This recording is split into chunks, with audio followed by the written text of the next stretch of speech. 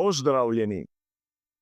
Na začetku sezone 2026 izgleda, da sta bolida tovarniške ekipe Mercedes enostavno nepremagljiva.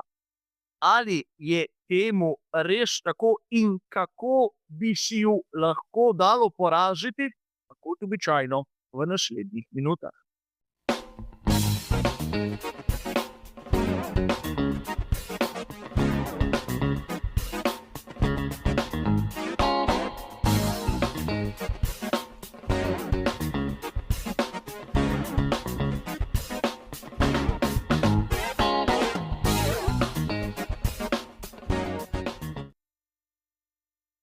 Verjetno se bo večina izmed nas strinjala, da je Mercedes dvojni V17 daleč najboljši bolid na tem začetku sezone 2026.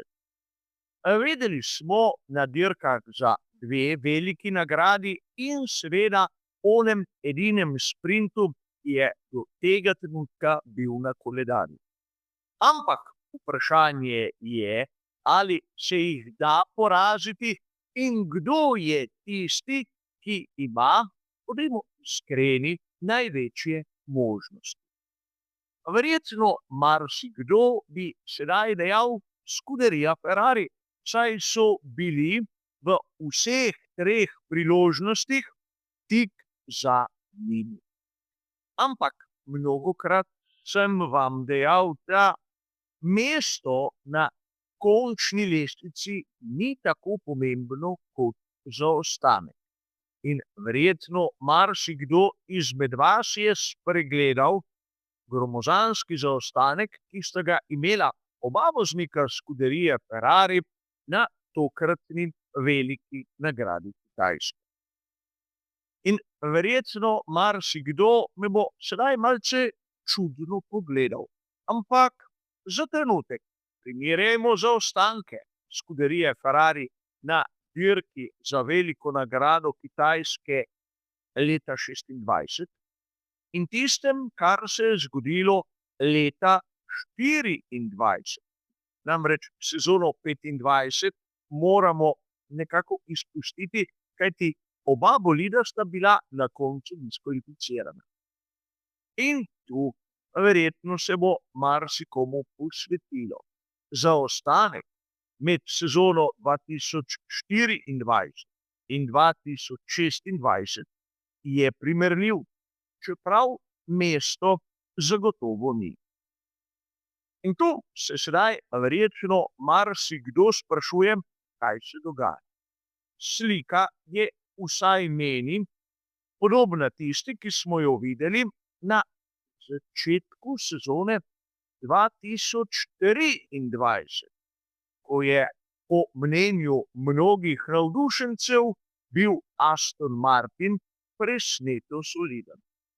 Videli smo predvsem Fernanda Alonsa, kako je bil skorajda konstantno na odru za zmagovalce.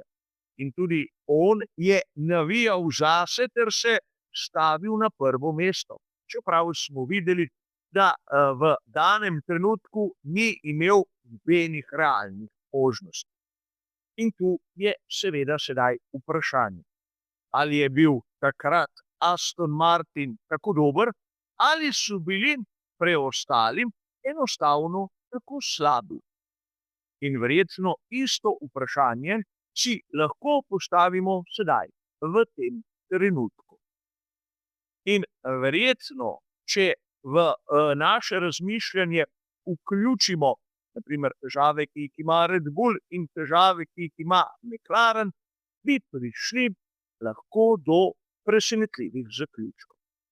Ampak vprašanje ostaja, ali se da Mercedesa poraziti, kje so šibke točke bolida dvojni V17. In verjeli ali ne, Mercedes ima šibke točke. Ampak težava je v tem, da jih verjetno drugi ne znajo izkoristiti. Videli smo pri Mercedesu težave z nesljivostjo. In ne govorim o pogonskem sklopu, ki ga vidimo na primer pri McLarenu, govorimo o tovarniški ekipi.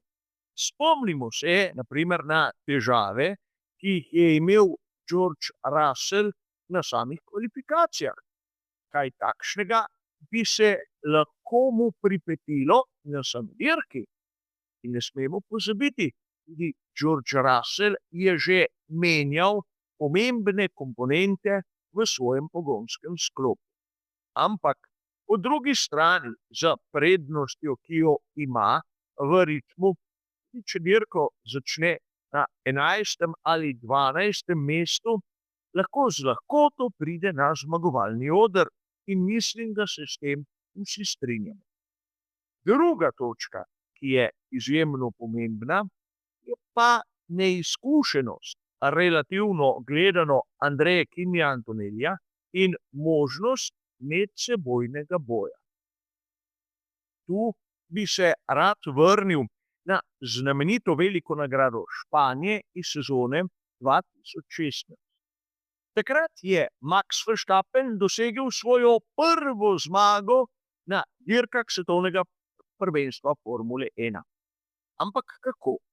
Je bil res on najboljši, najhitrejši v tistem dirkaškem vikendu, ali pa sta se takrat Lewis Hamilton in Nico Rosberg izključila na prvem ovinku.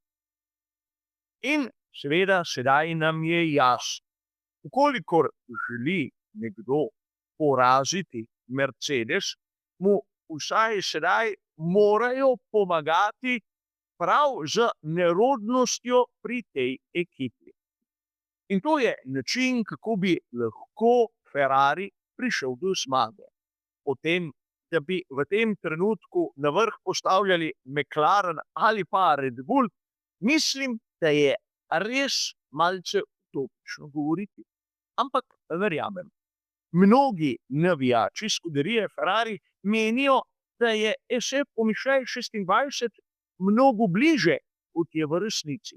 Videli smo zaostanke, videli smo na primer na kitajskem ritem, ki je bil, reci piši, pol sekunde na krog slabši od onega, ki ga je kazal Mercedes. A treba je tu poudariti, da so pri Ferrariju ogromno resursov izgubili v projektih, ki niso prinesli nobenega videnega napredka. Govorimo o pogonskem sklopu, kjer imamo tisto revolucionarno glavo iz jeklenih liten. Je kdo videl bistveno prednost? Imamo turbino z manjšim presekom, kar pomeni odločilno prednost na štartu. Ampak bodimo iskreni, ali smo videli kakšno prednost, na primer tam okrog 10. kroga dirke, ali so se v tistih danih trenutkih, tako na veliki nagradi Avstralije, tako na sprintu v Šanghaju, kot seveda kasneje oni glavni dirki, pokazale te prednosti manjšega preseka turbine od 10. kroga naprej do konca. Spomniti se moramo nekega dejstva, da na koncu je zmagovalec tisti, ki dano razdaljo prevozi v najkrajšem času. In treba se je ustaviti tudi pri znameniti Macareni. Koliko prahu so dvignili s tem zadnjim aerodinamičnim stabilizatorjem, ampak ali smo videli kakšno določeno prednost? A zapomniti si moramo nekaj, a razvoj tega stabilizatorja je terjal ure v računalniku CFD in seveda poizkuse v vetrovniku. Poleg tega, hočeš nočeš, je realizacija tega dela terjala tudi delež finančnih sredstev, ki so vključena v tisti budžet, ki ga ima ekipa na razpolago. Mercedes nima nič kaj takega, čeprav bodo mnogi govorili, da slepari pri pogonskem sklopu. Do tega trenutka je bilo za vse, brez kakršnih koli pripomb ali protestov, legalno. In tu je treba vedeti, da vsi so v istem trenutku dobili pravila, in če jih nekdo ni znal bistro interpretirati, je pač to njegov problem. Namreč v raznih nezanesljivih virih se že pojavljajo zgodbe, kako imajo pri Ferrariju pripravljen projekt za čisto nov pogonski sklop, ki naj bi ga videli letos. Ampak ali je nekdo izmed vas slišal za sistem A-Duo? O tem smo že govorili na kanalu. V kolikor želijo pri Ferrariju čisto nov pogonski sklop, morajo počakati sezono 2027. Ampak letos v tem ne bo tistega revolucionarnega napredka, ki so nam ga obljubljali. Vprašanje je, zakaj so ga obljubljali. Pravila so enaka za vse. In tu smo seveda zopet tam, ko nam Formulo 1 razlagajo posamezniki, ki osnov ne poznajo. Znajo pa vreščati, znajo pa glasno navijati, znajo pa praviti tisto, kar želimo slišati. Ampak, kolikor se pri, na primer, McLarenu ne bodo prebudili in odpravili vseh tistih težav, ki jih imajo, bomo težko videli nekoga, ki se bo letos lahko spoprijel, na primer, z Mercedesom. Pri Ferrariju so v samem konceptu, v sami osnovi, takšni izbori, da pravzaprav jih postavijo nazaj. Videli smo pri pogonskem sklopu. Res enkratni štarti, ampak na ritmu, na to pač rezultat, ki kaže realno sliko. Izbor pri Ferrariju bi prišel do izraza pri lanskem pravilniku, ne pri letošnjem. Letos je potrebno imeti visoke končne hitrosti. In da jim to manjka, smo ugotovili na kanalu že izjemno zgodaj. In tudi na veliki nagradi Kitajske ni bilo nič drugače. A upajmo na boljše predstave v prihodnosti. A za danes je to vse.